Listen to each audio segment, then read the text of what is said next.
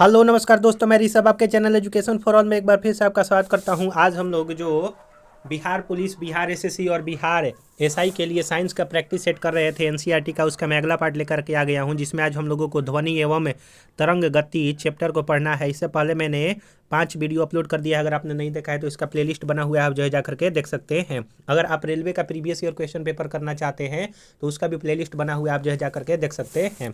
तो चलिए हम लोग जो है वो स्टार्ट करते हैं। पहला क्वेश्चन है कि एक कंपित क्वार्ज क्रिस्टल द्वारा हवा में उत्पन्न अल्ट्रासोनिक तरंगे अनुदैर्ध्य तरंग गति का एक उदाहरण है। यानी कि क्वार्ज क्रिस्टल द्वारा हवा में उत्पन्न जो अल्ट्रासोनिक तरंगे हैं वो अनुदैर्ध्य तरंग का उदाहरण है। पराश्रव्य तरंग जो कि अल्ट्रासाउंड वेव का प्रयोग किया जाता है चमगादड़ द्वारा अपने शिकार का पता लगाने के लिए। दूसरा, जल पोत द्वारा समुद्र की तह की गहराई ज्ञात करने के लिए। मानव शरीर के आंतरिक अंगों में दोष का निदान करने के लिए। ध्वनि फिल द ब्लैंक्स माध्यम में यात्रा नहीं करती है तो ध्वनि निर्वात में यात्रा नहीं करता है। अगला है कि वह विद्युत चुंबकीय विकिरण जिसमें सबसे लंबे तरंग दैर्घ्य होते हैं तो रेडियो तरंग होता है। एक ध्वनिक यानी कि सोनरस पदार्थ है लोहा। समान प्रावस्था में कंपायमान माध्यम के किन्हीं दो सबसे निकटतम कणों के बीच की दूरी तरंगदैर्घ्य होती है। सबसे अधिक तरंगदैर्घ्य जो है वो आपका नारंगी रंग का होता है। रेडियो तरंग का वेग जो है वो 3 × 10⁸ मीटर प्रति सेकेंड होता है। एफएम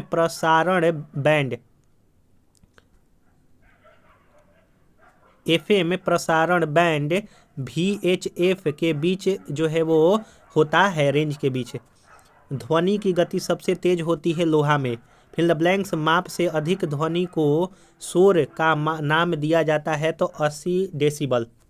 सुपरसोनिक स्पीड मापने का यूनिट मैक होता है। फिल द ब्लैंक्स आवृत्ति की ध्वनि मनुष्य द्वारा श्रव्य होता है तो 100 हर्ट्ज तक फ्रीक्वेंसी जो है वो मनुष्य सुन सकता है, या फिर 20 हर्ट्ज से 20,000 हर्ट्ज तक कह सकते हैं।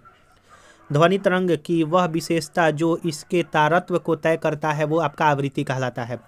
प्रतिध्वनि सुनने के लिए स्रोत तथा परावर्तन सतह के बीच न्यूनतम दूरी जो है वो लगभग 17 मीटर होना चाहिए। दो व्यक्तियों के वार्तालाप में आवाज़ का डेसिबल स्तर होगा लगभग 30 डेसिबल जब दो व्यक्ति बात कर रहे हों तो।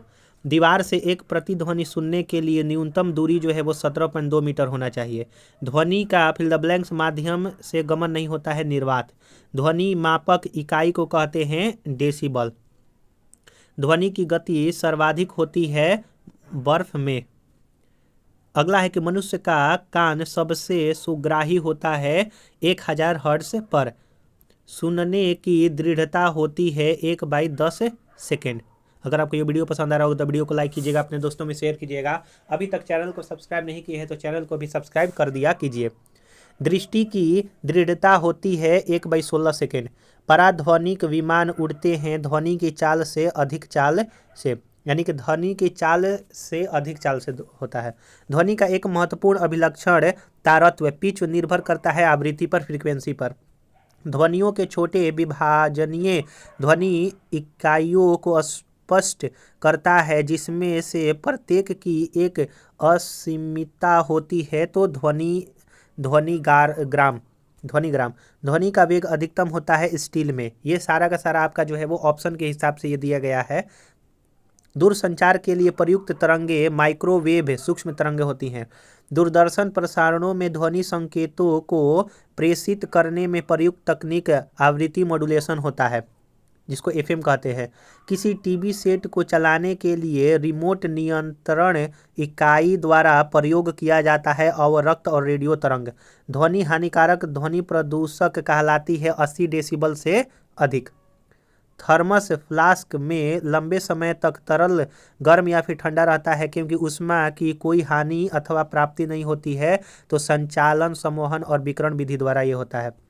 ठोस तथा गैस दोनों माध्यम में चल सकती है तो ध्वनि तरंगे नहीं चल सकती है निर्वात में केवल। देखिए एक ही क्वेश्चन को बार बार जो है वो रिपीट किया गया है, तो इसीलिए अगर आप प्रीवियस ईयर क्वेश्चन पेपर देखेंगे तो आपको समझ में आएगा कि किस चैप्टर से हमको कौन सा टॉपिक पढ़ना है। और ये सारा का सारा एनसीईआरटी से संबंधित है, अलग अलग एग्जामों में पूछा गया है।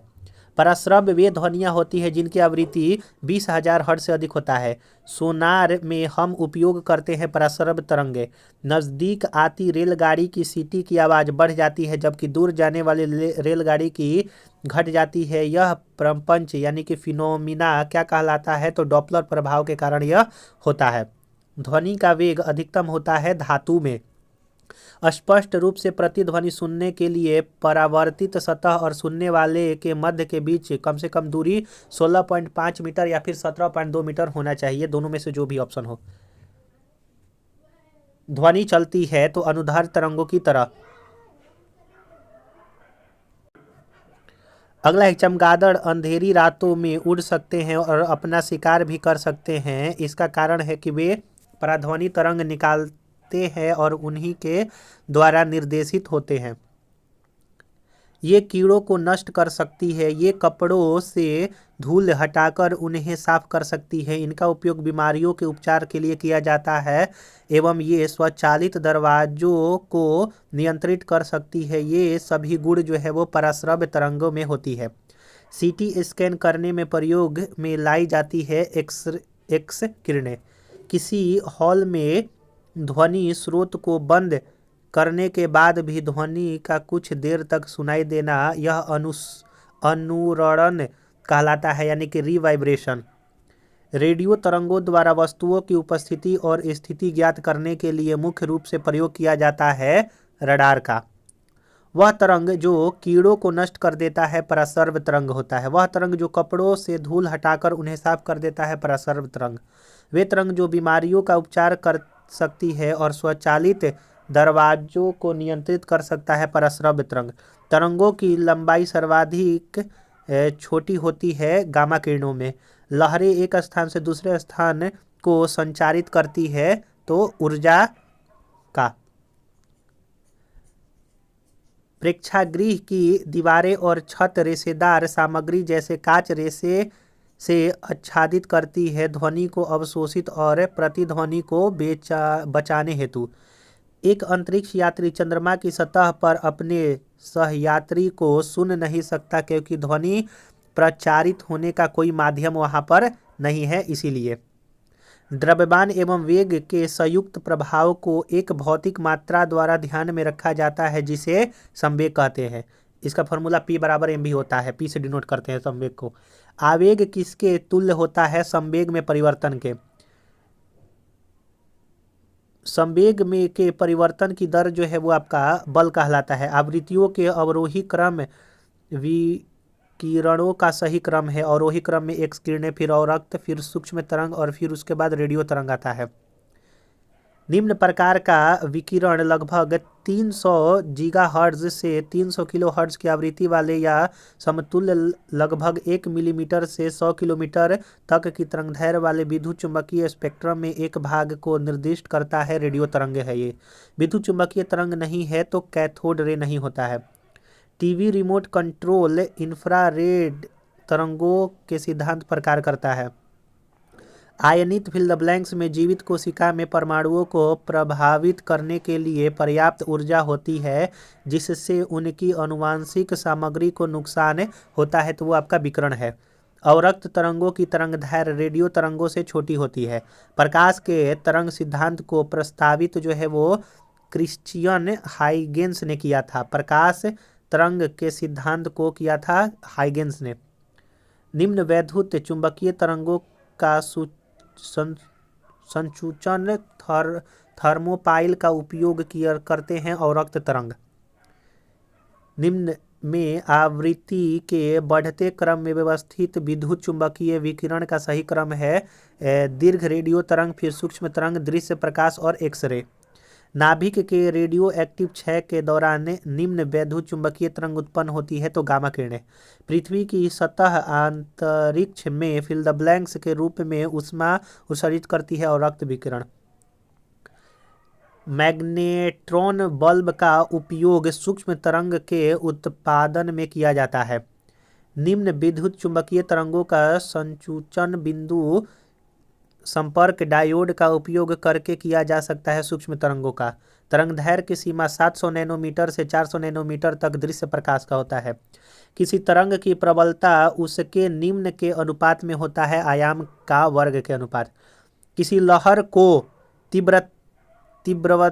तीव्रता उस लहर की यात्रा की दिशा के लंबवत प्रति इकाई क्षेत्र में ऊर्जा के हस्तांतरण की दर को दर्शाता है, कहते हैं।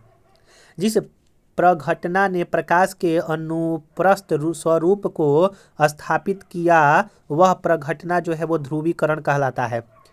निम्न तरंगों को ध्रुवित नहीं किया जा सकता है तो पराश्रव्य तरंगों को ध्रुवित यानी कि पोलराइज्ड नहीं किया जाएगा।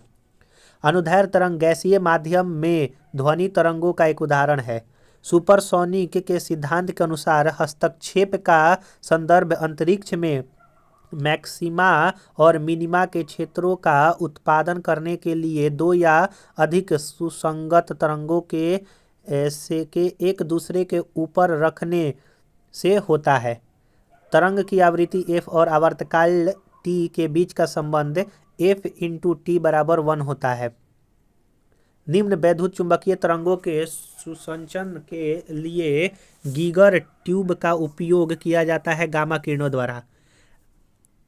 ऑस्ट्रियाई वैज्ञानिक क्रिश्चियन डॉपलर द्वारा डॉपलर प्रभाव की खोज किस वर्ष में की गई थी, जो एक पर्यवेक्षक के संदर्भ में एक गतिमान स्रोत द्वारा उत्पन्न किसी भी प्रकार के ध्वनि या प्रकाश तरंग की आवृत्ति में परिवर्तन का वर्णन करता है। तो 1842 ईस्वी में डॉपलर प्रभाव को खोजा गया था। फिल द ब्लैंक्स को ऊष्मा तरंगों के रूप में भी जाना जाता है, तो अवरक्त तरंग को ऊष्मा तरंगों के रूप में भी जाना जाता है। रडार प्रणाली में उपयोग की जाने वाली तरंगें सूक्ष्म तरंगें होती हैं। ध्वनि की प्रबलता ध्वनि उत्पन्न वर्ग करने वाले कंपन के आयाम के समानुपाती होता है। ध्वनि जो कि एक यांत्रिक तरंग है निम्न माध्यम से यात्रा नहीं कर सकती है तो निर्वात में। ध्वनि निम्न माध्यमों में से किसी में यात्रा नहीं कर सकती है तो आपका निर्वात में। देखिए एक ही क्वेश्चन को पूछा गया है। ध्वनि निम्न माध्यम में से किस में यात्रा नहीं करती है, निर्वात में। स्टेथोस्कोप की सिद्धांत प्रकार करता है तो ध्वनि के परावर्तन पर। एक विशिष्ट ताप पर निम्न माध्यम में ध्वनि तरंगों की गति सर्वाधिक होती है तो ठोस में। ध्वनि फिल द ब्लैंक्स में सबसे तेज यात्रा करता है तो इस्पात में। अल्ट्रासोनिक ध्वनियों में ध्वनि होती है जो फिल द ब्लैंक्स आवृत्ति होती है तो 20 किलोहर्ट्ज से अधिक। महिलाओं की तीखी आवाज़ उच्च आवृत्ति के कारण होता है। किसी औसत वयस्क व्यक्ति के लिए ध्वनि की श्रव्य सीमा होती है 20 हर्ट्ज से 20,000 हर्ट्ज। बिजली गड़गड़ाहट की आवाज़ उसकी चमक से काफ़ी बाद में सुनाई देती है। इससे क्या ज्ञात होता है, तो ध्वनि की गति प्रकाश की गति से बहुत कम है। वायु में ध्वनि का वेग 343 मीटर प्रति सेकंड होता है। जब किसी वस्तु की गति ध्वनि की गति से अधिक होता है तो कहा जाता है कि वह पराध्वनिक यानी कि सुपरसोनिक की गति से यात्रा कर रही है। हर्ट्ज में ध्वनि की किस विशेषता को मापा जाता है, तो ध्वनि की आवृत्ति। किसी तार वाले वाद्य यंत्र से पैदा हुई संगीत की ध्वनि की गुणवत्ता किस पर निर्भर करती है, तो ध्वनि की तरंग पर निर्भर करती है। अगला है कि निम्न गैस तार फिलामेंट के जीवन काल को बढ़ाने के लिए ताप दीप्त बल्बों में भरी जाती है, तो नाइट्रोजन गैस जो है वो भरा जाता है।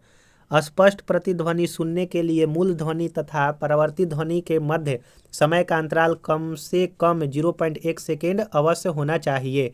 अगला है आपका सही सुमेलित यहाँ पर किया गया है कि आवासीय क्षेत्र में 55 डेसिबल जो है वो होना चाहिए। शांत क्षेत्र 50 डेसिबल आपका वहाँ पर शोर स्तर होना चाहिए। औद्योगिक क्षेत्र में 17 डेसिबल और व्यापारिक क्षेत्र में 65 डेसिबल होना चाहिए। तो हम लोगों ने यहाँ पर तरंग और यानी कि साउंड जो वाला चैप्टर था उसको हम लोगों ने कंप्लीट कर लिया। अगला चैप्टर हम लोग ऊष्मा एवं ऊष्मागतिकी को देखेंगे। अगर आपने पीछे वाला वीडियो नहीं देखा है तो इसका प्लेलिस्ट बना हुआ है, आप जो जा करके देख सकते हैं। अगर आप रेलवे का साइंस का प्रीवियस ईयर क्वेश्चन पेपर करना चाहते हैं तो उसका भी प्लेलिस्ट बना हुआ है, आप जो है जा करके देख सकते हैं। अगर आपको ये वीडियो पसंद आया होगा तो वीडियो को लाइक कीजिएगा, अपने दोस्तों में शेयर कीजिएगा। अभी तक चैनल को सब्सक्राइब नहीं किया है तो चैनल को भी सब्सक्राइब कर दिया कीजिए। तो चलिए हम लोग जो है अगले वीडियो मिलेंगे, तब तक के लिए नमस्कार।